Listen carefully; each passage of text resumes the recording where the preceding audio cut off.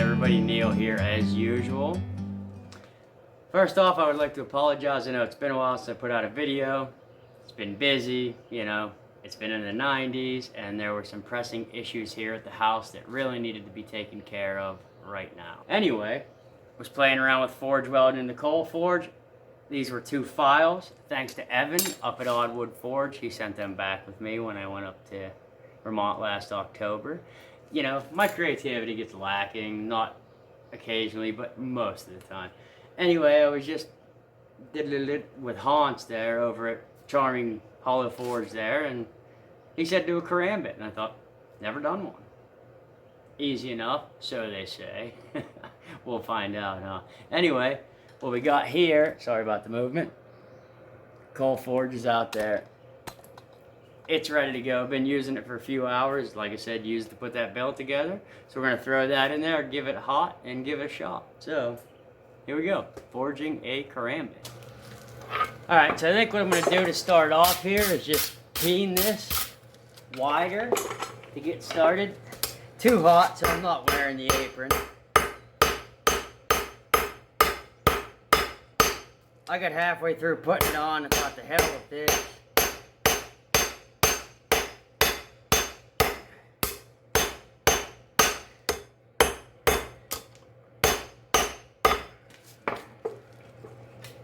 Obviously, I want to keep it at good temperature, as it did just get forge welded into a billet.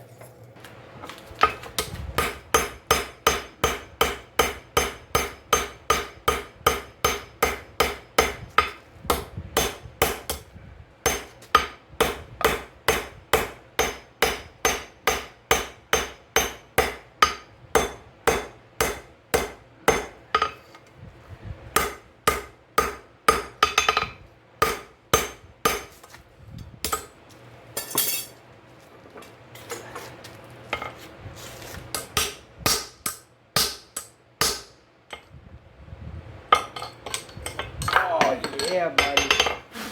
There's one. Yeah. And guess who's the dumbass that was just going to go over and pick it up by hand?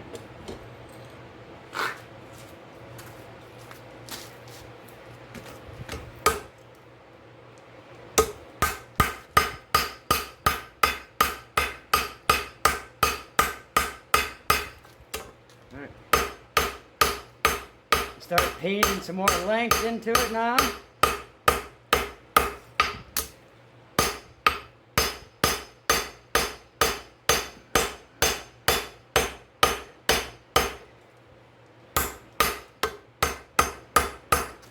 think that's enough. Like I said, I'm going to take hot but short heat so I don't blow this billet apart. I don't know if you can see it. It's a little hot to be doing that. There's no D-lambs or nothing though, so let's try to keep it that way. Alright. My apologies if the noise from the fan is screwing with the audio on the video, but the anvil is, she's been getting a workout today, so she's getting hot. Definitely getting hot. But anyway, here we have it. I think by the time we get a tip established on here, which if you look on the very end, you can see, come on, where I overheated it a little bit. We're gonna lose about a 1/4 inch of that tip, which again will bring us right down to 6 inches in total length. That should be enough by the time we start forging in a tip and everything to get the blade in the handle. I'm hoping so, because we are cutting this pretty close. Because if I were to get my hands on it now, you know, so we'll see. We're getting there. We're gonna get it back in the forge, heat it back up, cut that end off, and we'll start establishing our tip. Alright, so I cut off that last 1/4 of an inch there. Now we're going to get on to forging in our tip.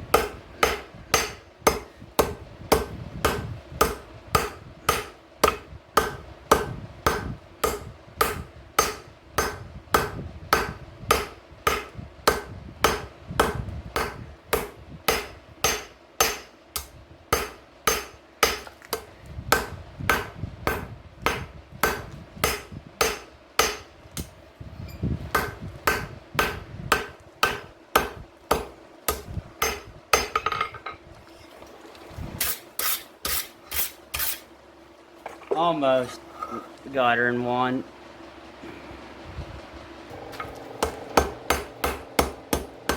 Oop.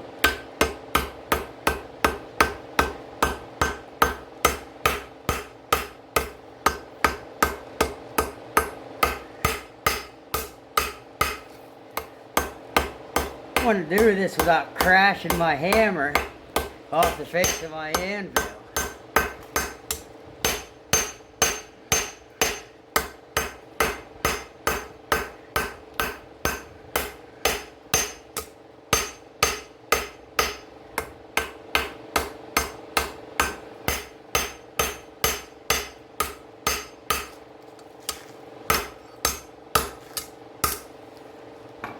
I'm going to stop on all the usual planishing stuff for the moment. Like I said, don't want to separate that billet. Here's our tip.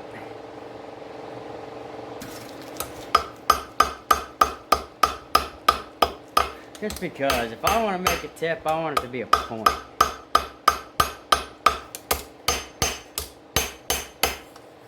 Alright, let's do that. Get her out of the way.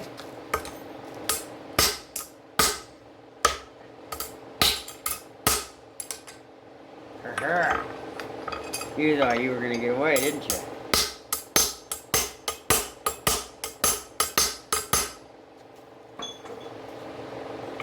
Again, try not to hit it too hard at low heat. Although I think if it was going to delam, it would have done it by now. Alright, so I commissioned me an artist to render a sketch of what a karambit might look like. You know?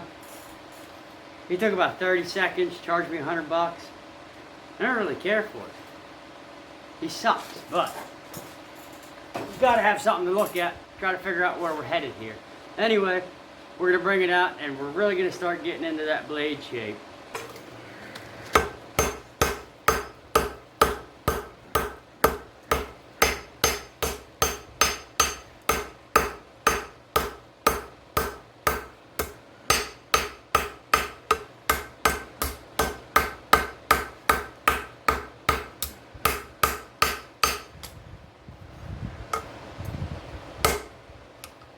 These aren't the best tongs for that job.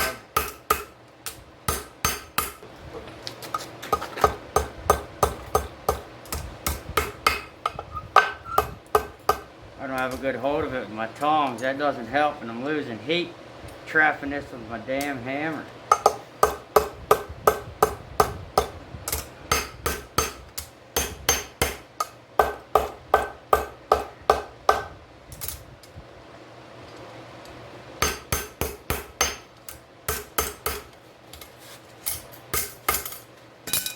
I don't think it'll fit in my blade tongs yet.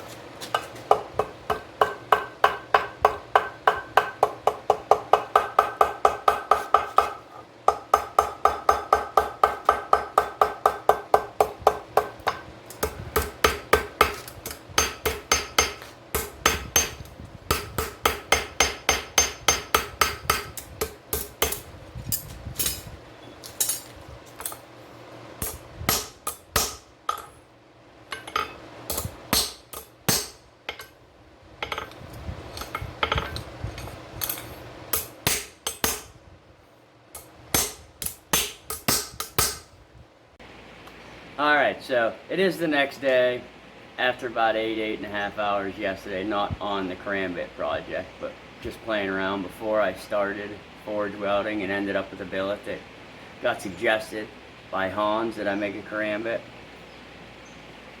This is where we sit.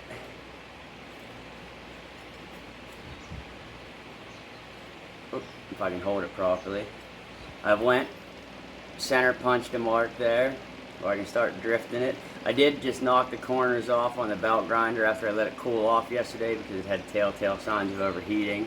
Because this was just an exercise in forge welding. I was just playing around in the coal forge. But once I got the successful billet, it's like, well, what do I do with it? So it is the next day. We're going to continue on with this project before I do so, I've had this for a couple of days and just been waiting to open it. This is from Yamez that I won on his 2,000 subscriber extravaganza live stream, whatever you want to call it. But it is a copper cup from JT at Drayson's Forge. So I've been waiting a couple of days to get into this, so figured might as well do it now, right? There she be. That is very cool. Check that out. That's pretty nifty. There's a piece of copper here. It's folded down over. He's even got a little rivet down in here where it's riveted to the bottom of that cup. That is very cool. A piece of wood in the bottom. So it appears to be like his touch mark and his markings for his forge. That is pretty awesome. That is one of the coolest things. JT, you and your little copper work, it is awesome. Yeah, you see on the bottom, the D and the F and his hammer and anvil. Such a cool little item, dude. That is awesome. You do some pretty amazing stuff, brother, with copper. Little tiny stuff, too. That is sweet. I like that. Okay, sorry about the change up on camera angles there, but trying to fight the light. Because when I use a coal forge, obviously it's got to be outdoors, and I'm in between the garage and being outside.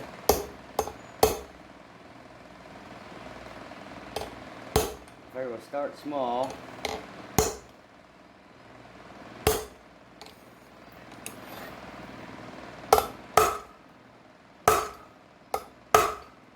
And then gradually go up in size as we move along there. My drift.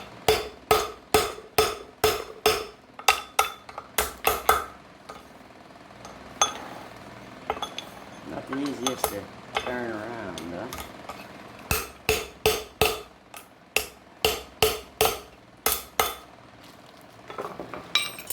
Short, hot heats.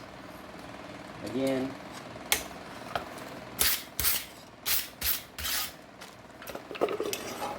Once we get it opened up and start working it around the horn.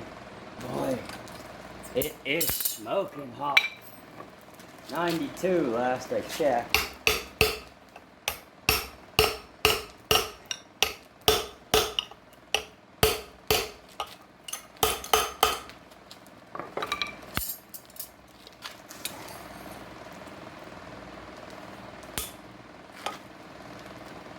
Not quite fitting around the horn yet.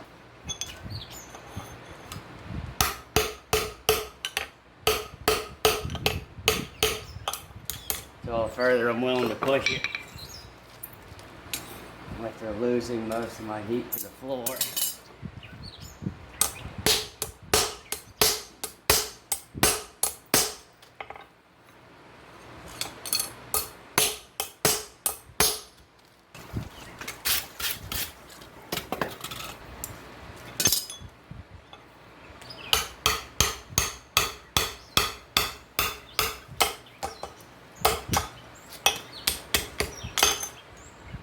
I did it. There she went. That's what I get. I went over and quenched my punch.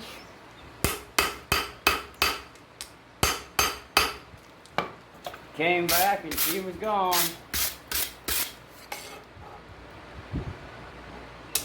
Oh, we were making such good progress. Damn it.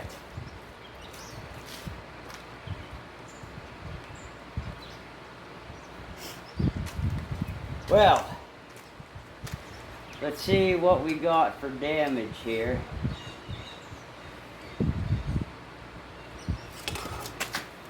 I took off that ring and just around the edges of it. I should have known better. I put it in the forge, picked up that drift, went over, stuck it in the water bucket, come back, and she was gone. Damn it. Well, there's a solution.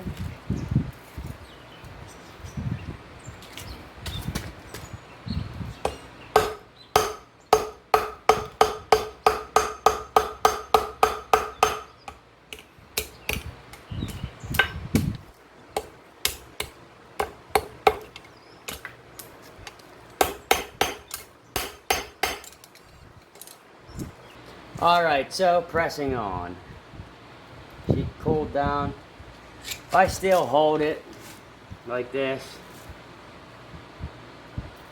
I think with as wide as it is, because it is sitting at 1 1/4 inches wide, and I have about 2 3/4 from here to here, 1 1/4 inches wide. If I do another ring here, I think by the time I neck this down into a handle, I should still be able to pull one out of it. And this is only, I think, my 8th time working in the coal forge, so obviously I'm still getting used to it. Boy, was that quick.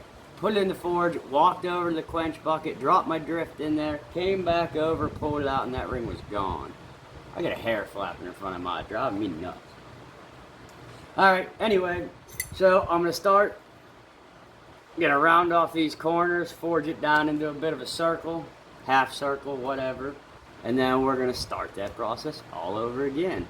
I'll bring you back after all the punching and drifting is done with, because there's no sense in you watching me do that again. Wish me some luck, man. Alright, so we're back.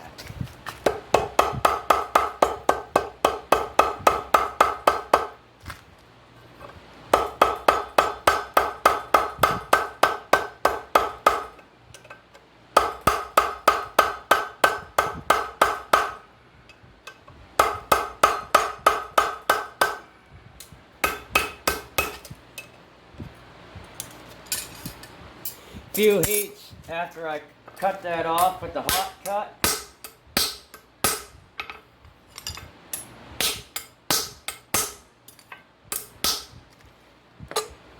Punched and drifted that hole back out. We're back in business. I need a slightly bigger drift because I'm still just barely on the horn, but we'll get there.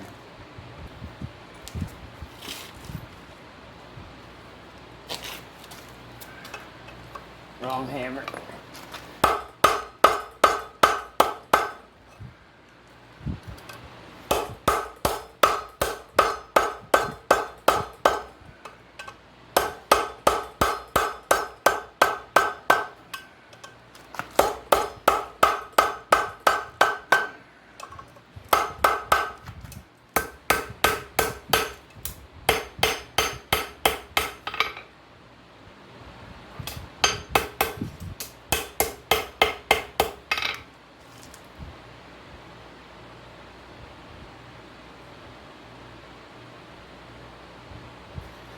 Now we just got to get into shaping this handle. I think we'll get a fuller, strike in a fuller here so we can start drawing this back. Never made a Karambit before, so it's working out though. Maybe doing the processes a little bit backwards, but that's part of the fun in learning. This could be a fun part.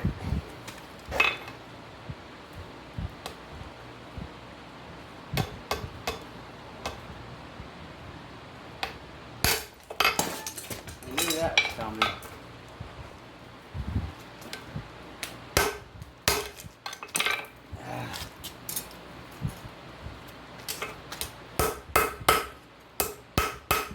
Get something established there. Alright. There we go, man. Losing everywhere. There's some clips for your blooper reel at the end, Nate.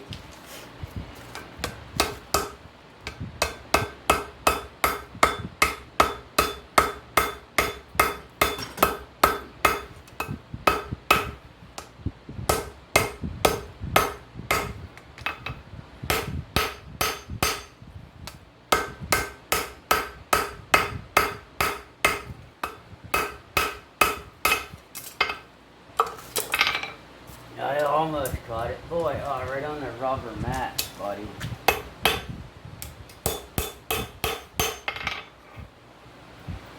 She's slowly taking shape.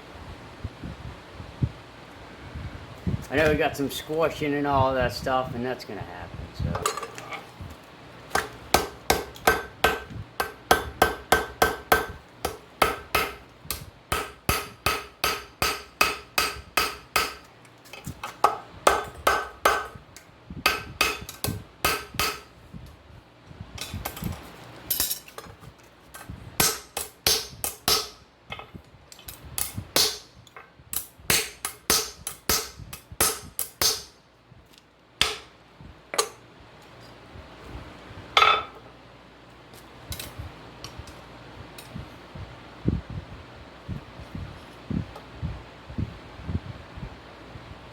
I'm gonna start doing the same on this front side before we address the rest of this ring and everything else.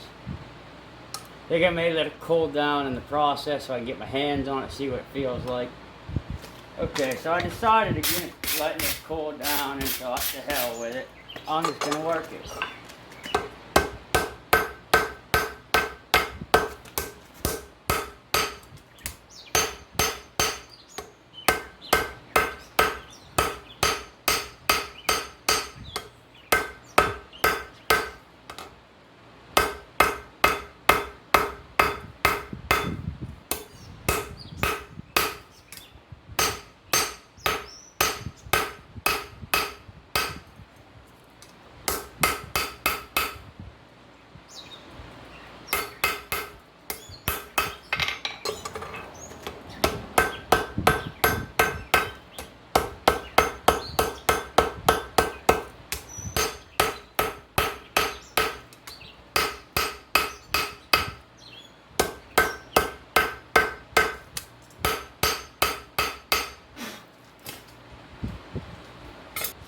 Along pretty good, actually, I think, for a first attempt.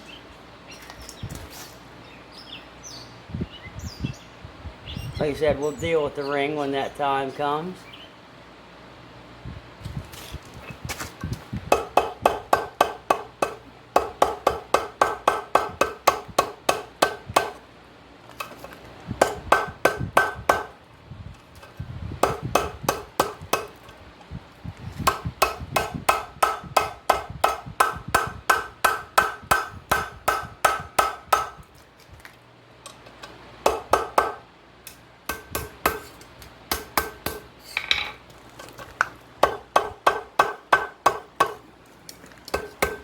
I just crushed her.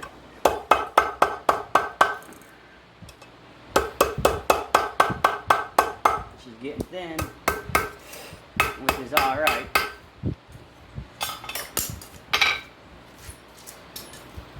Oh, drop number 17 in the books.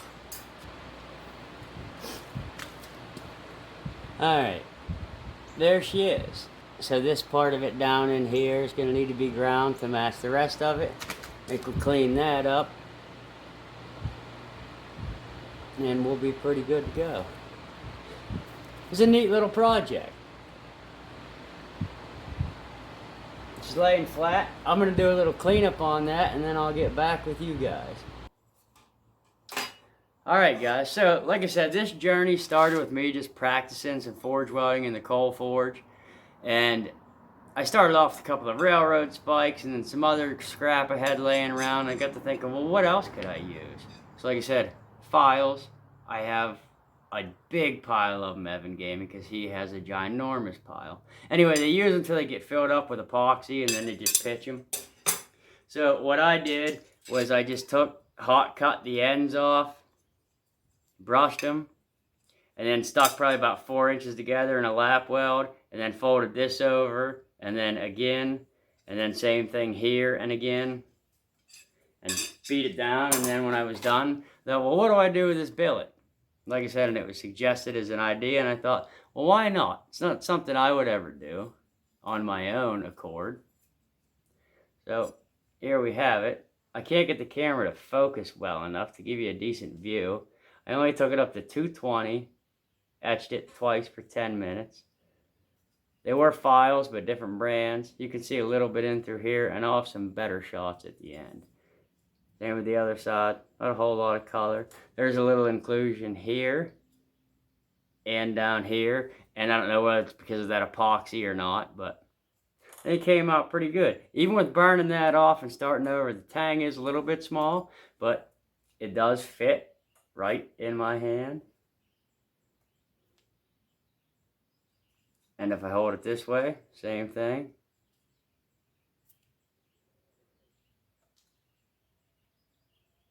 I'm not going to sharpen it really because there's no need to. I don't see a need to. I mean, it doesn't have much of a use other than fighting, and I ain't knife fighting, so. It was a cool project. I really enjoyed it, and it was neat. Plus, it's always good to try new things, you know. You're not going to learn different techniques or stuff and ways to do things if you don't learn. Anyways, guys, there it is. One stacked file Karambit. I wasn't even going to put handle scales on it anyway. It's going to kind of be the way it is. But like I said, I decided not to sharpen it. No sense in going through the process of spending a few hours to sharpen both sides and all that stuff. So anyway, that's what we got. The other thing is, at the making of this video, I am sitting at 99 subscribers. So we'll have to get another video out for 100, and I will do some sort of giveaway. I don't know what yet. We'll figure it out. Maybe you guys can throw some options. Anyway, thank you guys for watching. I hope you enjoyed it. I greatly enjoyed the process and learned quite a bit. We'll see you next time. Over and out.